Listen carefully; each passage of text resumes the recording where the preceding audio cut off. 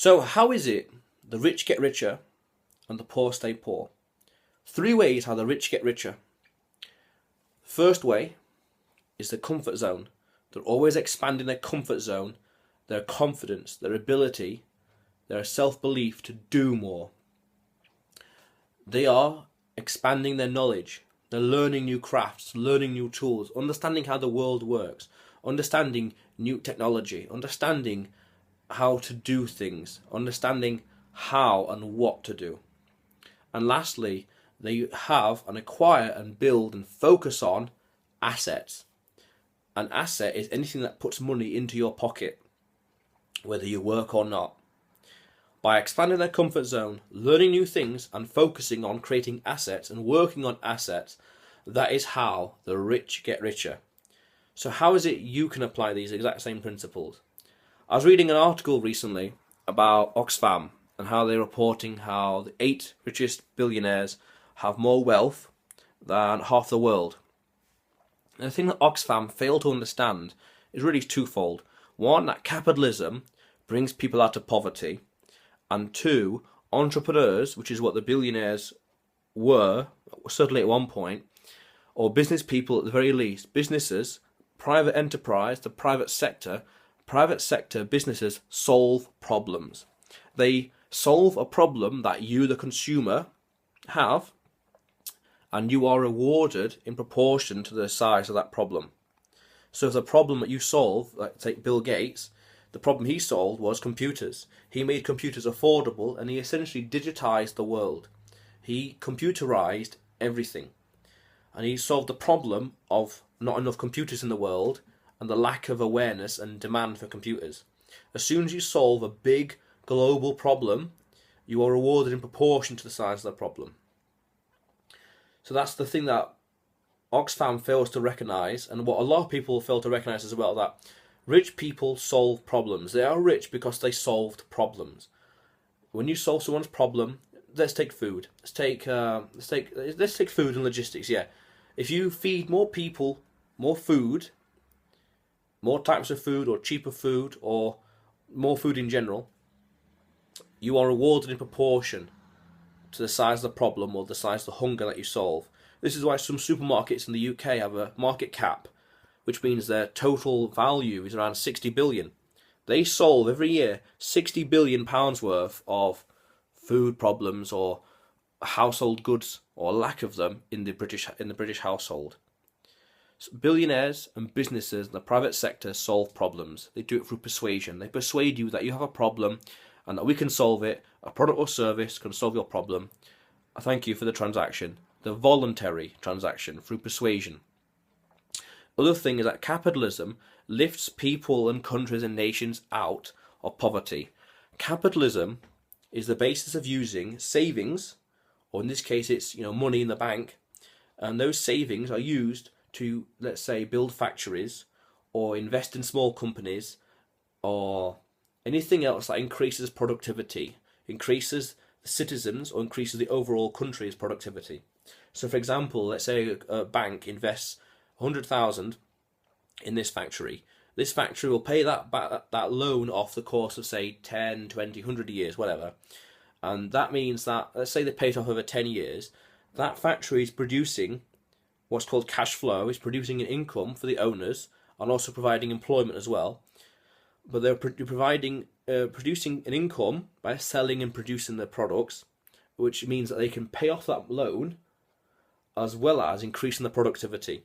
As soon as you use savings and it's invested into ventures that are worthwhile, that increase productivity, it raises the standard of living because it means that the products and services are becoming cheaper, and it means that people are lifted out of poverty either directly, such as the founders, the CEO, the people who took the intellectual as well as the financial risk to start this venture, because the intellectual mean that it might not have worked, people might not have wanted the product, or the system might not have fully worked properly, so it would have imploded.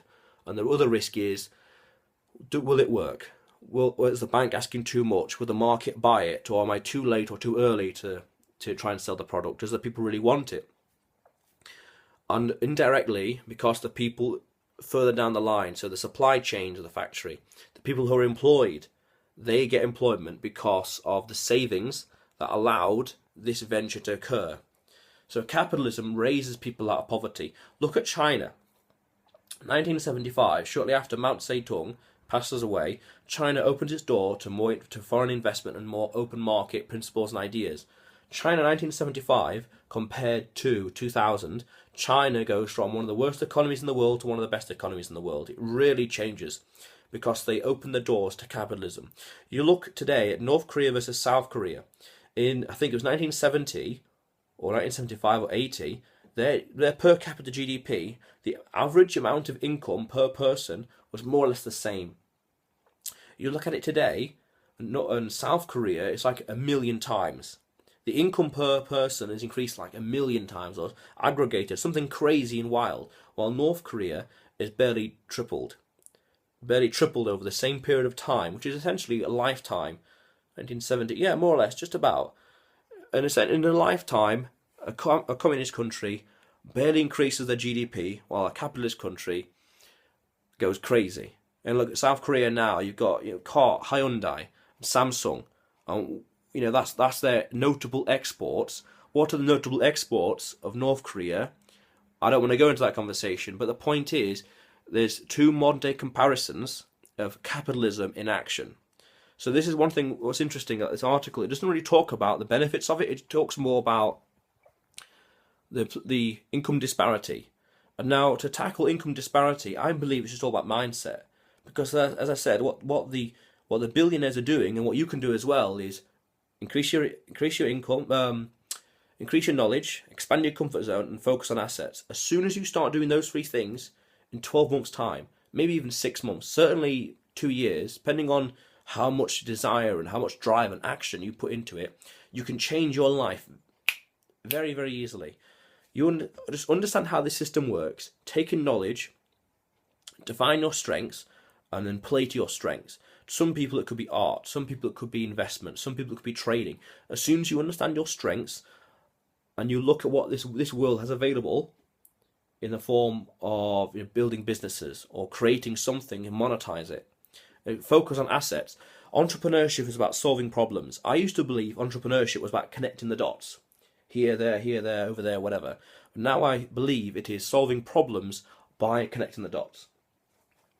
I'm educating people through this video, solving a problem of lack of awareness or lack of understanding, and educating you. So I am solving the problem of information or lack of information that you have that I already have. So I am essentially packaging my knowledge into this form, which is a YouTube video. This is the problem that I solve right now. Expand your comfort zone, take in more knowledge, go crazy with knowledge, learn everything. I mean everything, type marketing, business, finance, history, about money. Just go crazy on the search results and the search suggestions. Go crazy and look up everything. Understand comfort zone. Learn about other entrepreneurs. Start small and make small mistakes. Make small, inexpensive mistakes, and you can really change your life around. Focus on assets. Assets, anything that puts money into your pocket, whether you sleep or whether you work. And focus, number one, on solving problems for other people. The bigger the problem, it could be anything, dry cleaning or logistics chain in waste management.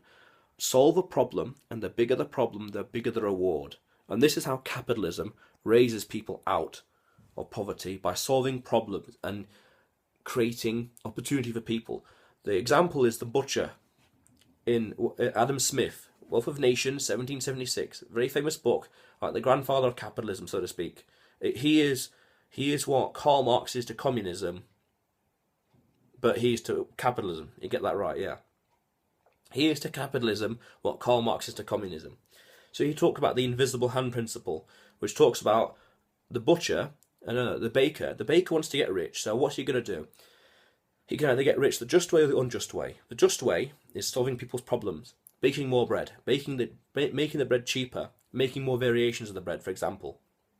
As soon as he makes the bread cheaper, he can afford to sell more bread, especially if it's the same profit margin. As soon as he does that, he is solving the problem, or the people's problem, of not enough bread. So by giving them bread, he is inadvertently raising their standard of living, and they are enriching him. That's why it's the invisible hand principle, because it talks about society is lifted up as though a hand is lifting up society, an invisible hand. Nothing to do with God or divine powers or divine intervention, but it's just describing society raising up as though it's being lifted by a hand. But inadvertently, it is the self-interest of the baker, the profit motive, me, through the profit motive and my self-interest. I want money, you've got a problem, I'm going to solve that problem, I'm going to get rewarded. I'm thus fulfilling my profit motive, and thus fulfilling my self-interest, which is money. So this is why capitalism good. And those are 3 ways as well that you can. That's 3 ways how the rich get richer and how you can too. I wrote it in a blog. Check out the blog below. If you haven't already, subscribe. Subscribe. There is so much more to come. So much more cool stuff on the way. Subscribe. How crazy is that? Oh.